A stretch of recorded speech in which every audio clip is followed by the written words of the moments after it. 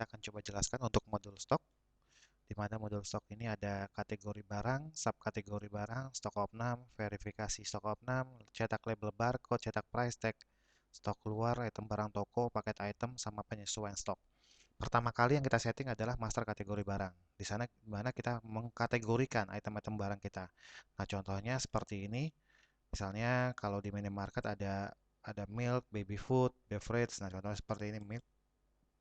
Nah, kita isi dulu kategori-kategorinya. Nah, lalu turunannya apa? Subkategorinya. Contohnya seperti ini. Nah, ini contoh susu kategorinya. Turunannya apa? Ada susu kental manis, susu bubuk instan, dan lain-lainnya. Nah, baru turunan paling kecilnya adalah item barang tokonya. Nah, contohnya seperti ini. Misalnya,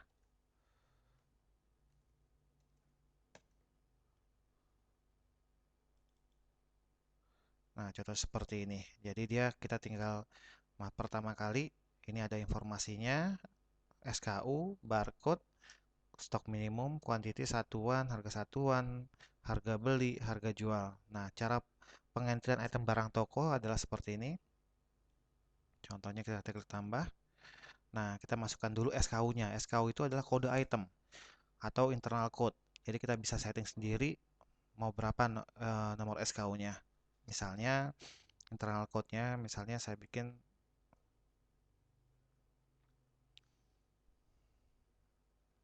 Nah, kalau aplikasi ini pakai dua satuan, kita bisa setting di sini sampai 4 level satuan item barang. Yang dimaksud dengan 4 level satuan item barang itu adalah satu item barang mempunyai 4 satuan. Misalnya kayak contoh paling simpel, ada barang yang satuannya dus, ada barang satuannya lusin, ada barang satuannya pieces. Nah, nanti kita tinggal bikin konversi satu dus berapa lusin, satu lusin berapa pieces. Nah, kita coba simulasikan pakai dua satuan aja. Contohnya seperti ini.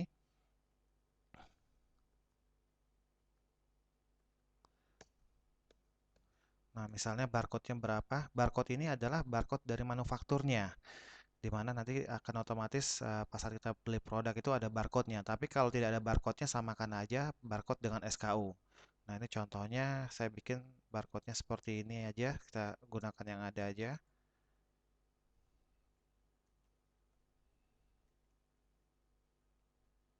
Lalu yang untuk satuan duanya, ini barcode-nya saya isi aja seperti ini. Nah, oke. Terus nama barangnya saya bikin misalnya contoh seperti ini. Lalu nickname itu kalau misalnya kita mau masukkan, silakan disamakan saja. Tapi kalau nggak mau dipakai, kosongkan saja. Keterangan silakan diisi atau tidak. Nah, lalu ada informasi rak. Nah, barang tersebut taruh di rak mana? Ini fungsinya nanti kalau kita mau melakukan pencarian barang supaya lebih mudah tahunya ada di rak mana. Lalu supplier kita tinggal isi. Di sini support sampai 3 level supplier. Contohnya seperti ini. Oke, kategorinya apa dimasuknya?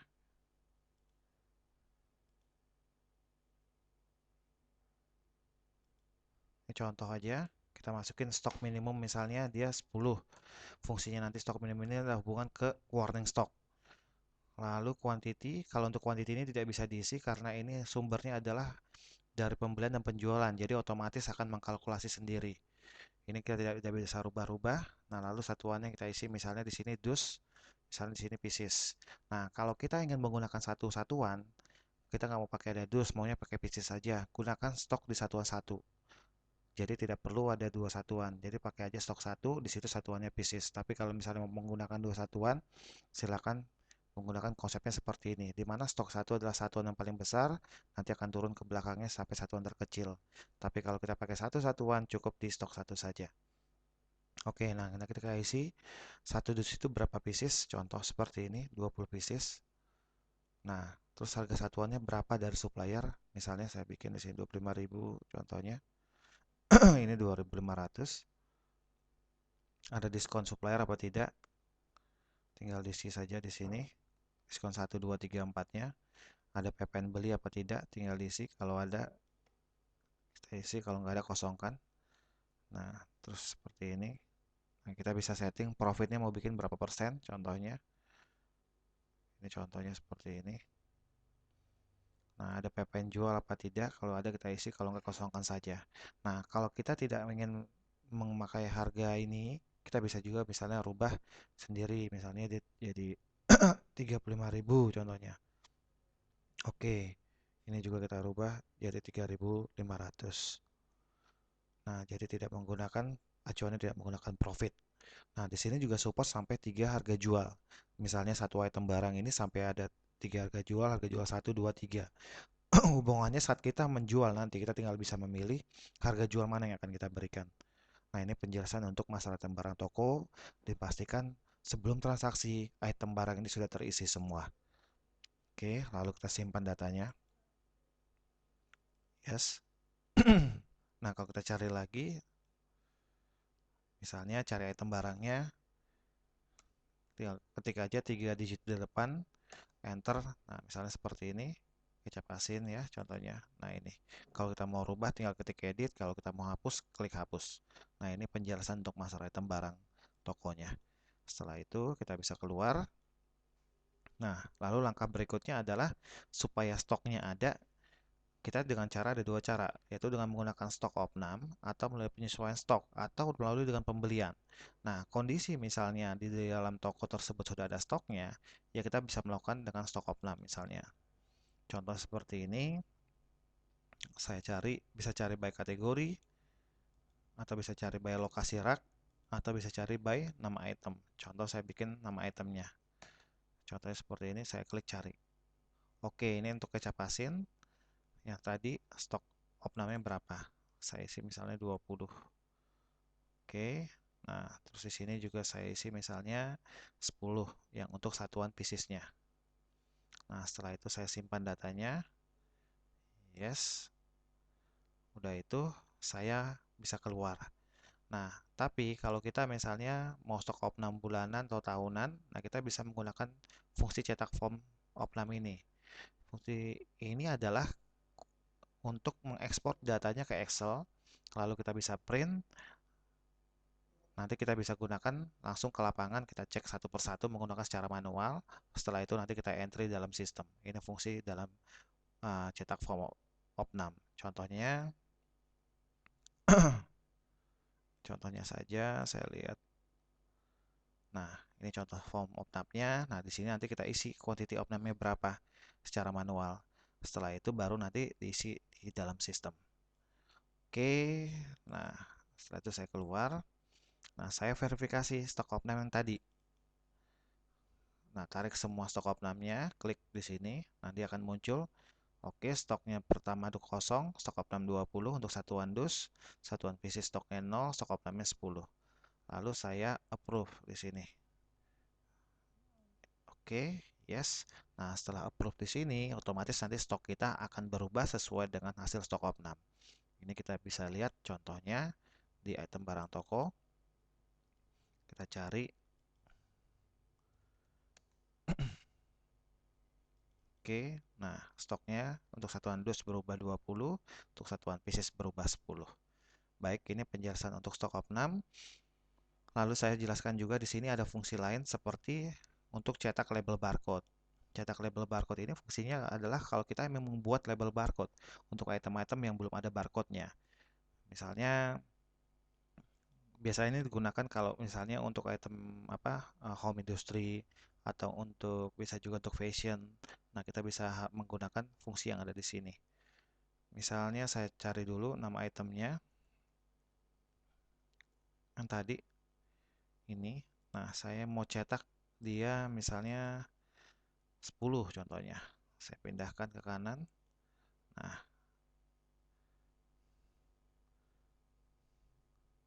seperti ini nanti. Nah, baru kita mau cetak. Nah, cetak di sini ada dua. Bisa ke laser printer atau laser jet printer ya. Kalau di DXC tidak bisa, harus pakai laser jet atau ke barcode printer. Kalau ke barcode printer support ke printer barcode printer Argok 214 atau ke printer Zebra TLP 2844. Nah, kalau kita mau bikin laser printer, tinggal klik seperti ini, lalu kita pilih semua, contohnya seperti ini, lalu kita cetak.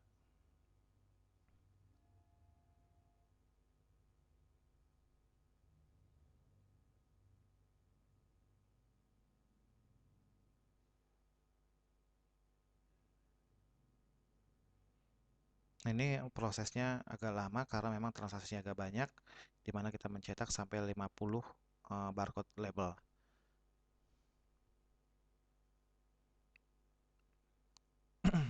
Kalau untuk ukuran barcode labelnya biasanya dia menggunakan lebar 3,3 cm dan tingginya 1,5 cm.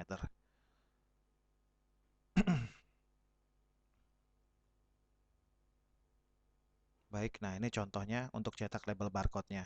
Nah ini kita bisa print, lalu nanti kita tempel ke barangnya. Oke,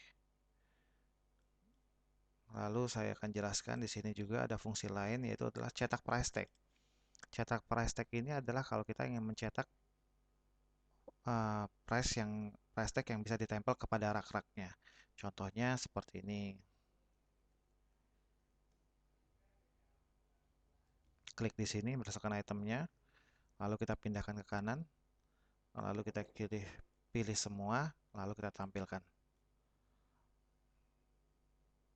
Nah, ini contoh cetak price tag-nya, kita bisa gunting, lalu tempel di rak-rak barang tersebut.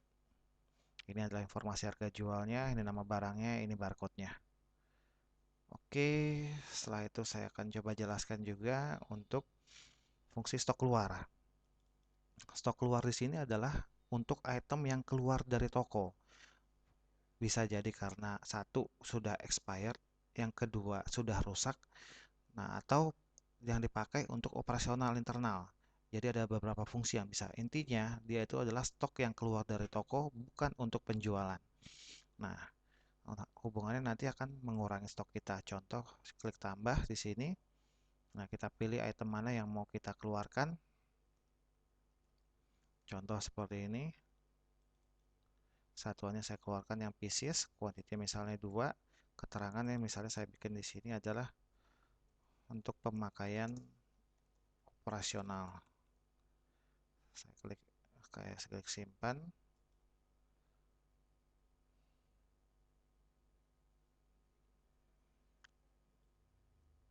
Oke, coba. Nah, dia akan menolak karena stoknya melebihi dari stok yang ada. Oke, saya coba kurangin.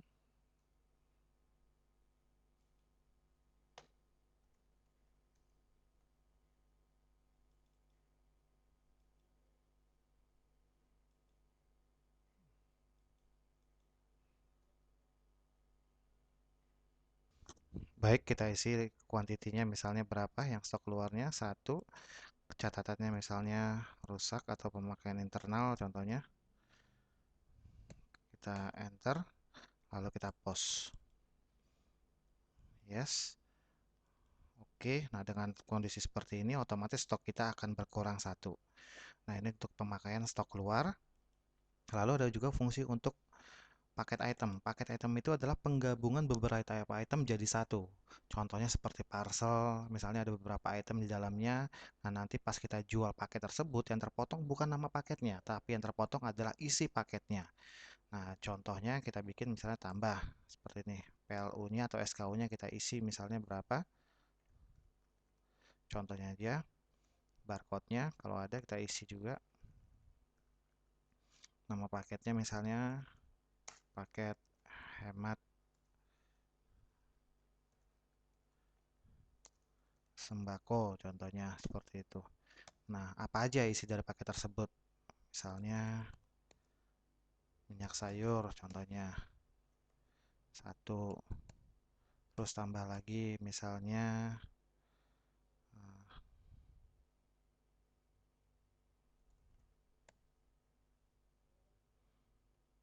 sari mie ayam contohnya 10. Kalau mau tambah lagi silakan. Nah, kalau memang sudah oke, kita simpan datanya. Nah, harga jualnya ini kita pastikan kita isi. Ini adalah harga beli daripada item di bawah ini. Nah, kita mau kasih jualnya berapa? Oh, kalau biasanya kalau paket harganya dapat lebih murah, kita misalnya jual cuma 91.000 aja. Contohnya seperti ini. Lalu kita post datanya. Yes. Nah, nanti sudah terbentuk di sini. Kalau kita mau cari, tinggal klik listnya, nama paketnya kita pilih. Misalnya tadi paket hemat seperti ini. Nah, ini contohnya. Nah, kalau kita mau edit, silakan edit, mau hapus, silakan hapus. Nah, ini contoh cara penggunaan paket item. Oke, lalu di sini juga ada fungsi untuk penyesuaian stok. Penyesuaian stok di sini adalah fungsinya kalau kita melakukan penyesuaian atas stok yang ada selisih, di mana nanti kita bisa meminuskan dan juga bisa menambahkan stok tersebut. Contohnya seperti ini, kita klik tambah. Saya menyesuaikan stok misalnya kecap asin contohnya. Nah, stok awal untuk satuan dus ada 18 saat ini. Stok piecesnya ada 10. Oke, ini saya mau sesuaikan jadi 20. Jadi saya bikin sini 2. Jadi 18 plus 2. Nah, saya mau bikin stok piecesnya jadi 5. Saya bikin minus 5. Jadi nanti akan berkurang jadi 5. Lalu kita simpan datanya. Yes. Oke, kita keluar. Kalau kita mau lihat hasilnya, masuk ke item barang toko. Kita cari. Misalnya seperti ini. Nah, nanti di sini stoknya jadi 20, stok piecesnya jadi 5. Nah, demikian untuk penjelasan di uh, stok, di mana yang hal-hal ini berhubungan dengan inventory kita. Yang harus dipastikan adalah sebelum memulai transaksi, kita pastikan item barang toko kita sudah terisi, dan lalu kita melakukan stoknya kita isi juga dengan melakukan stok opnam, bisa melakukan penyesuaian. Nah, dalam aplikasi ini juga stok support minus, di mana dengan minus pun transaksi dapat berjalan dan kita bisa melakukan penjualan. Demikian penjelasan untuk master stok, dan sekarang kita akan coba jelaskan untuk modul pembelian.